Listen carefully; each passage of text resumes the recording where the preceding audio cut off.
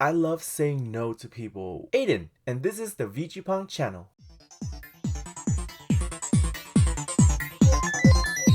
So as you can see, we're doing a premium deck profile for my Megacolony deck, the one that got top 4 in the California Spring Fest, the team tournament. Yay, I got top 4 for the first time in all this time that I played this damn game. But hip hip hooray. And my teammate was Mile and Richer from Nexus Corp, so love them to pieces. Luckily, I didn't get carried the whole time. I contribute. So, without further ado, just deck profile about this since I'm not gonna go to any other Springfest like last year. So we're just gonna do a deck profile for that. So starter is the V starter. Don't judge me, okay? I don't have an SP of him, and he's the OO version. He's not even the one that have the give you a quick shield. But I'll get one. And then quick shield. This is Megacolony, so have some cradle in the deck. Just cradle. My initial perception of cradle was correct. Like they're good. It's just the support for them is mediocre at the time of release, and now it just got better. And then most of the time I go into protect 1. I have not find a situation where I have to go into protect 2. So yeah, protect 1 a majority of the time. Now going into the main deck, we have, well, my main girly is the V version of Darkface Gredora. The reason why I play the V version is that she is pretty good when the opponent ride down. I don't feel bad going into her when the opponent is at grade 2 because she gives me an extra calling of the rear guard, which most likely gonna end up giving me 5 attack the turn I have her, and her axe skill of giving cradle to the rear guard make the opponent tremble a bit. And then I play one of the V version of Intimidating Mutant Darkface. He used to be a 4-of in place of Gredora, but I changed it back to Gredora in response to all the ride down that happened. The issue is I rarely use him. He's like a fifth copy of Gredora that I do not mind going into. But he is pretty bad versus like when I see a ride down and I have to ride him. When I play against a ride down deck and I have to, ride on him. After this, I actually am thinking of putting Ant Warden in the Soul Blaster grade 3 and discard 2 card to get a crit and 10k one and no PG. Thinking about it, because he is not that he come in clutch. Some game is out of all the game that I play, he was there for me for one game. So I don't know how impactful it will be. And then next, I would say this is like the bread and butter of this deck. Like this deck will not be as powerful as it is without this guy. Like everyone talk about the grade 4 Gredora, but we're gonna be honest with ourselves. A common Hell Demise, it's so good for giving me 5 attack. Yeah, I trust that if you go into premium with Megacolony, you already know what most of these cards does. I'm just explaining it further for you guys and explain my thought process when I built the deck. 4 of Charming Mutant Sweet Cocktail. This is a promo for V Megacolony. She is amazing. She is one of the reasons why Megacolony is as scary as it is, because she can possibly retire the opponent rear guard even during their attack phase, and she can draw you card and pump the front row. Like, and she give you cradle if you wrote on her. It's like so many things into one good card. Like, outside of Brilliant Blister, Brilliant Blister, she is like a scary thing to my opponent. And then the next grade 2 is 4 of Stamping Red. Stamping Red is MVP against the Kagero matchup, and MVP against any matchup that poop out a field early and just leave the field there. Because I searched so many cards in my deck because he give just one rear guard cradle marker. And then later on in the game, when you're striding and stuff, not many cards give out cradle, and it's a she. Oops. It gave out cradle marker like crazy. And the 15k is nice too. Now, this girl. Ooh. This girl. Play 3 of. The reason why I will never have 0 soul is because of her. And then the reason why I can mess up the opponent's hand because of her, and possibly deck the opponent out because of her. She's the reason why I'm not scared going to decks that draw a lot but don't put card back into the deck. Like, if I see that the opponent is at low deck count, I just literally spam her all over the place. And if I have 2 in the drop zone or so, ooh, it is done. Now, moving on to the grade 1, with all the cradle, of course, you're gonna play 4 of this girl. Disturbance, Mutant, Moshiroro. She is a disturbance to the opponent, because as long as they have a cradle, she will plus me 2 card. Possibly, no.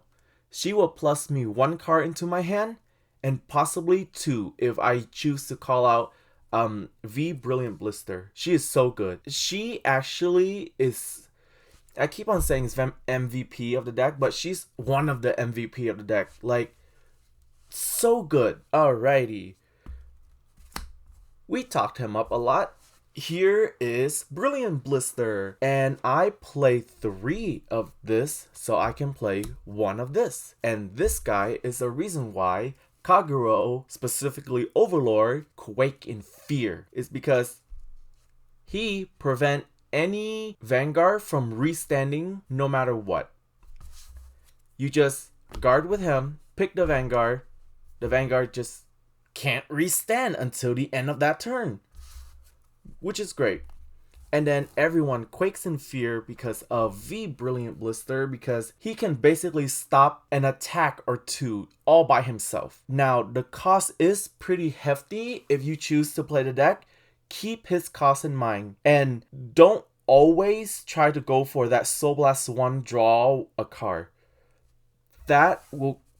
It's there as a cherry on top, not as like the whole cake. Now, this made me nervous. It genuinely made me nervous when I built the deck. I am scared of running out of high class Moth. So I usually play him at 4, but I cut him down to 3, and it made me feel less safe, but it didn't change much.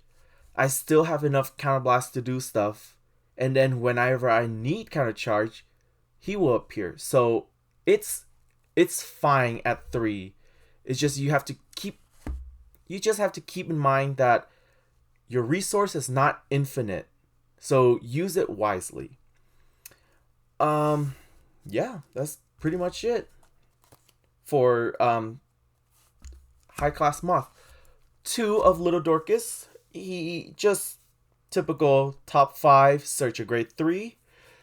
He come in handy. He come in handy often. I would say no, he's pretty handy. I was safe a couple of times, like at least 2 game where I couldn't find my grade 3 at the correct time, he come in clutch. Would I play more of him? That would have to be gonna have to do more testing, but I would recommend playing a minimum of 2. Now this is a spice I like to play in the deck. Megacolony Battler M. He's just a very big shield. But with that being said, I think I would cut him to put in something else, like maybe another copy of Little Dorcas and stuff. He come in handy 1 game. But for that 1 game, it's like it's not that important. I could use other cards. So yeah, I thought he would be more helpful, and it's a fine as a one-off because I have Cradle to search stuff out, but he's not as important as I thought he would be. So he will get cut for something else, most likely. Alright, we are moving into triggers and stuff, but before that, 1 copy of Elementaria Sanctitude, just free PG against most if not all Stry. And then 2 draw PG that take care of 3 out of the 4 Sentinel, and the last Sentinel I play is a 30k crit. I have a friend that questioned my Sentinel lineup. At the moment, I like it the way it is because 3 of like Perfect Guard is fine because this is a protect deck and we can get PG very, very easily. Not very, very easily, just easily. What I like about the 30k crit is that it's a crit and it 30k shield, which most of the time bring my Vanguard up to 42. That's a good enough number for me to guard a relatively big rear guard and not feel bad. Like, if your opponent is hitting you with 30 something to 40 and you don't have enough to guard in hand, you only got a PG, it feel kind of bad because PG and then discard card. But with this, it's just 1. Even though it's just 1 copy, I actually like the way that I have the Sentinel lineup, because this is not always useful, but all PG kind of leave me with not enough option, and I like having option. But of course, you're more than welcome to like switch stuff around, like play 2 of the 30k Sentinel and 1 of the draw PG. Like that seems fine too, because a crit is a crit. Like, crit are not a bad thing. Speaking of crit, we have 4 of Megacolony Battler F is just into GB1 into soul, draw 1, and 10k to the Vanguard. You don't have any other better crits, so use that one. And then the Stry crit, where you can ditch this for Stry cost. 4 of the grade 3 heal trigger.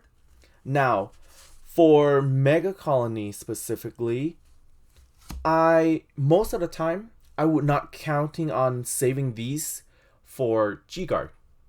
Like, I know it's weird. Most of the time, heal trigger is used for G-Guard.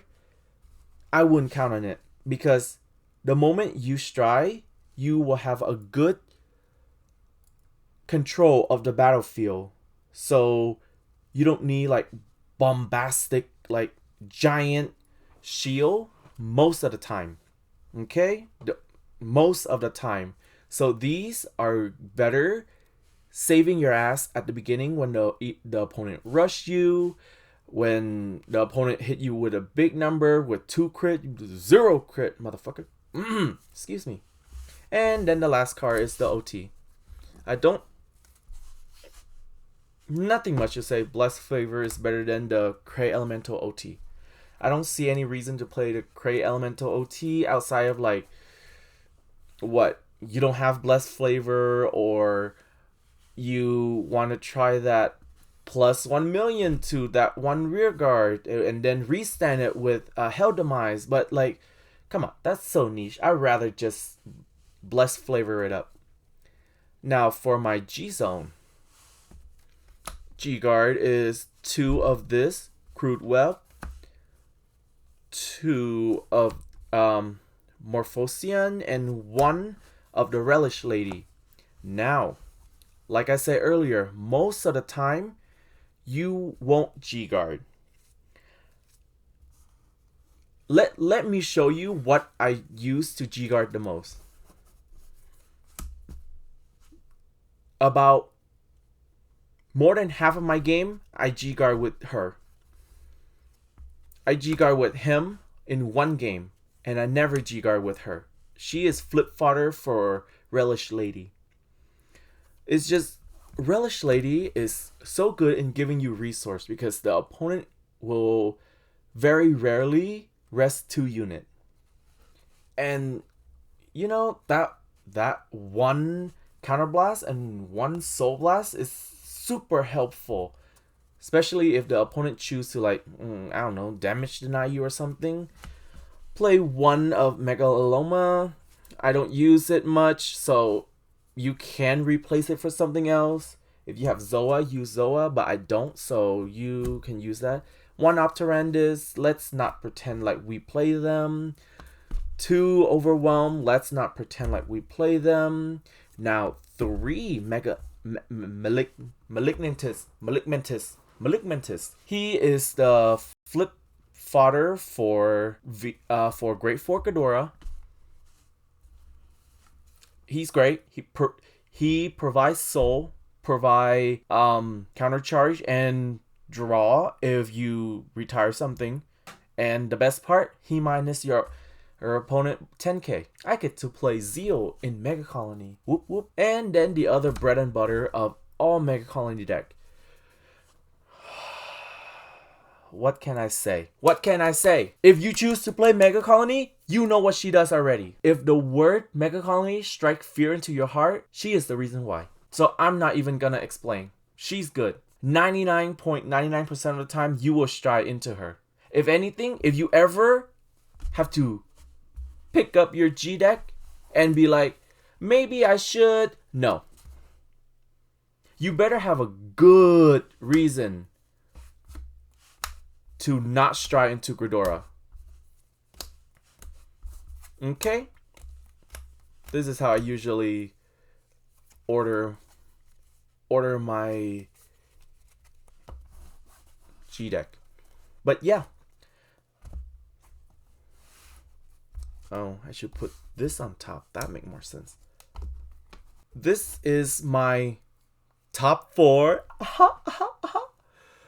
Top 4 premium Megacolony deck featuring V Gredora.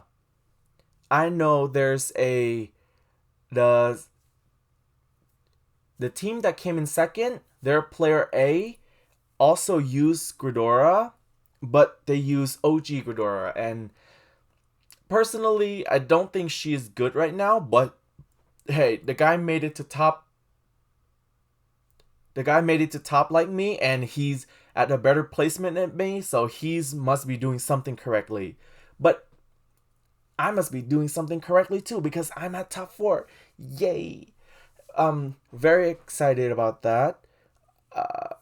Excited for what the future could bring to Megacolony, because it's one of those tricky deck where if you get the stuff down, it could be scary for the opponent. Look out for the vlog for the California Springfest. I will definitely work on it soon. But yeah, that's it for today. How do I usually do outro?